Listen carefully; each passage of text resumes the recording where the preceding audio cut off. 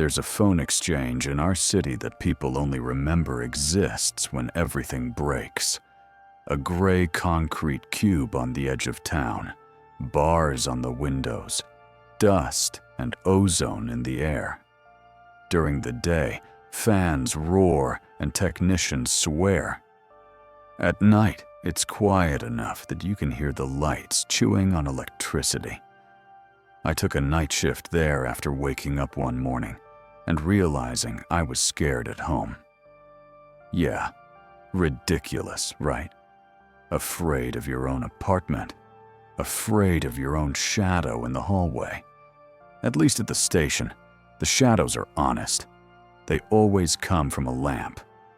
My post is a small booth by the switching hall. A desk, a kettle, a call log, a radio, and an old control panel with rows of buttons. Above it, a sign, "Do not answer, service lines without authorization." I laughed when I first saw it. Who the hell would call a service line at night? My first shift, the phone rang at 2:17 a.m.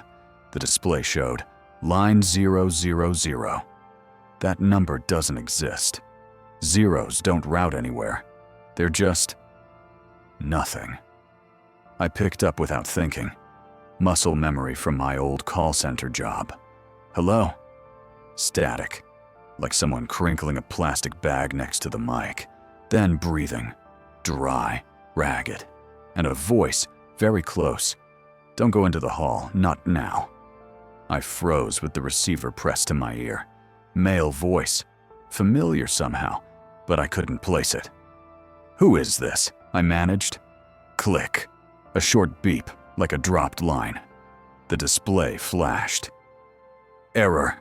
I cursed, hung up, and laughed.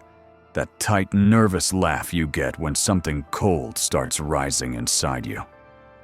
Scammers made it to the station, I told myself. A minute later, something snapped in the switching hall.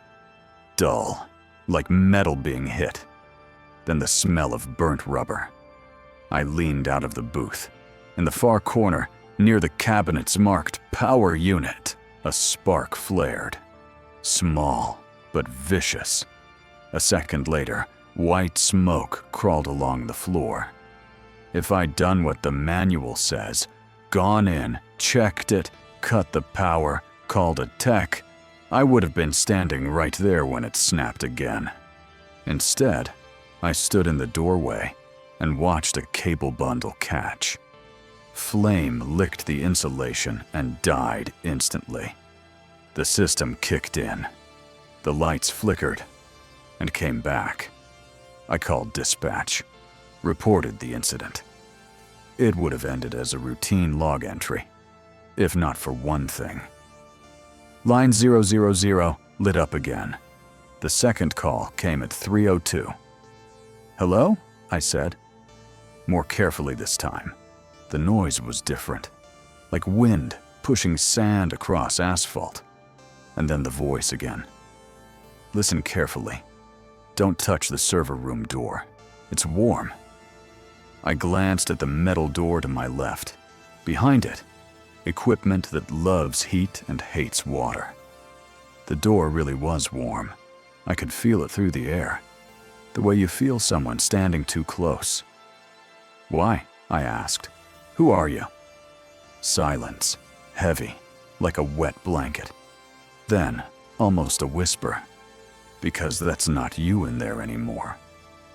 Click. Dead line. Something tightened in my chest. I took a step toward the door and yanked my hand back. The metal wasn't just warm, it was hot, like a pot lid.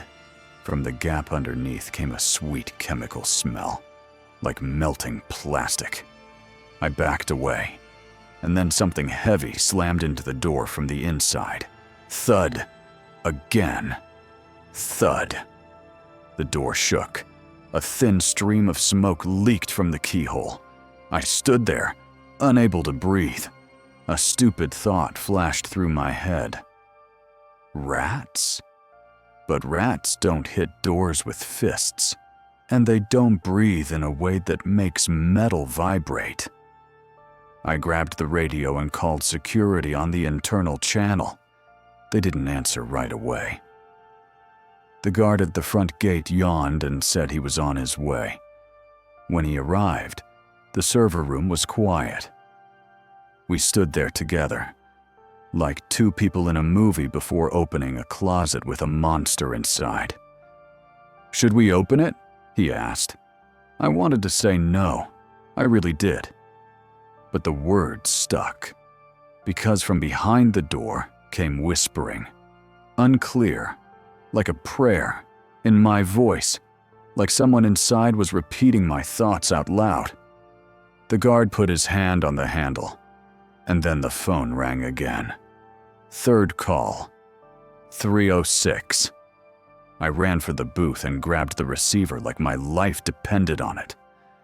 "Don't open it," the voice said immediately. Hoarse, like it had been screaming. "Tell him, keys on the table, and leave." "Who are you?" I snapped. "How do you know all this?"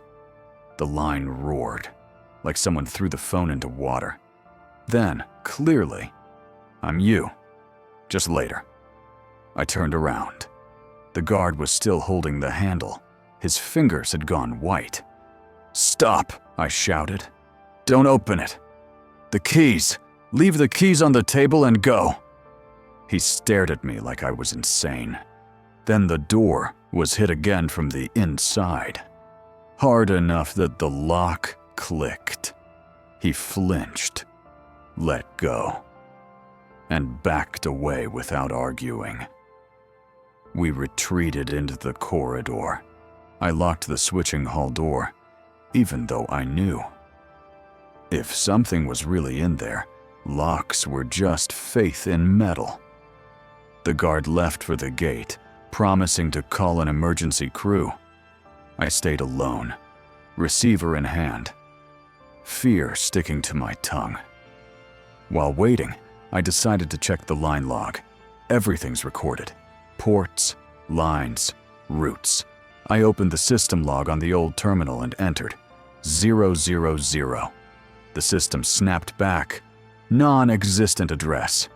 I tried another way, by time, 217, 302, 306. There were entries, but not incoming calls, outgoing ones, from my console, as if someone, or me, had been calling out on the 0 line. My mouth went dry. I looked at the receiver, the cord, the jack. "This is bullshit," I said out loud, just to hear my own voice, just to make sure it was real. That's when the fourth call came, 441. The display didn't say 000 anymore. It said, line 911, emergency service, the one tied to sensors, alarms, fire suppression. You don't use that line by hand. Events use it. I picked up. At first, silence, so thick my ears rang. Then a voice. This time I recognized it completely. Not the sound, the habit. Dragging vowels the way I do when I'm exhausted. My voice. "You still there?" it asked. "Yeah," I whispered. "Is it really you?" The voice exhaled, like in relief. "Don't laugh. Don't say it's bullshit. Listen. In 10 minutes, people will come. You can't be on the cameras." "What people?" I clenched the receiver until my knuckles went white. "The ones who always show up when someone disappears. They'll say you fell asleep, that you're stressed, that you imagined it. They'll show you footage, and you'll believe it. And then you'll be back here again." An image flashed in my head. Me leaving the station at dawn. Gray morning light. Then night again. The same booth, the same kettle, the same sign. "Do not answer." And the phone ringing. A loop. "How do I get out?" I asked. The voice didn't answer right away. Somewhere far down the line, I heard sirens, crackling, like paper burning. "There's one thing," it said. "5th button from the left, under the cover. You've never opened it? I looked at the panel. A small plastic cover. A seal no one ever touched. Faded text on it read, "Memory shutdown / test." "Open it," the voice said. "But not in the hall. Go into the corridor so the cameras don't see you. And when you open it, don't listen to what they say on the phone. Just press it and hang up." "What happens?" I asked. The voice laughed softly. No joy in it. "You finally stop answering." The line went dead. I sat there, staring at the cover. Far away, footsteps and voices echoed. Emergency crew? Security? The station has a sound when people are coming. Echoes in concrete corridors. Keys clinking. Short commands. I stood up, stepped into the corridor, closed the booth door behind me. The camera in the corner blinked red. I lowered my eyes, like that could hide me. Under the cover was a button. Red. Recessed. And a small switch with 2 positions. Test and reset. The seal had been broken long ago, just neatly glued back. Someone had done this before. My fingers shook so badly I could barely catch the edge. The cover clicked open. And at that exact moment, the phone rang for the 5th time. Not in the booth, in my pocket. I slowly pulled out my cell phone. The screen showed an incoming call with no number. For a second, I thought about not answering. My finger slid the green circle anyway. "Hello?" Silence. Then a whisper, like someone standing right up against the mic. "You'll press it," my voice said. "You always do. And you always forget why you were afraid at home." I closed my eyes, thought of my apartment, the hallway, the closet door I used to brace with a chair, even though it never opened by itself. Remembered waking at night to a sound like something hitting from the inside. Thud. Thud. Just like now. From the server room, footsteps got closer. Someone shouted my name. I looked at the reset button, and suddenly I understood. It wasn't the station's memory. It was mine. Because it's easier to erase the night than admit I never actually left this place. I pressed my finger to the button, and at the same second, from behind me, out of the dark corridor, someone leaned close to my ear and calmly said, "Thanks for giving me your face back. Again." On my phone screen, instead of the call timer, a line appeared. Outgoing. Line 000.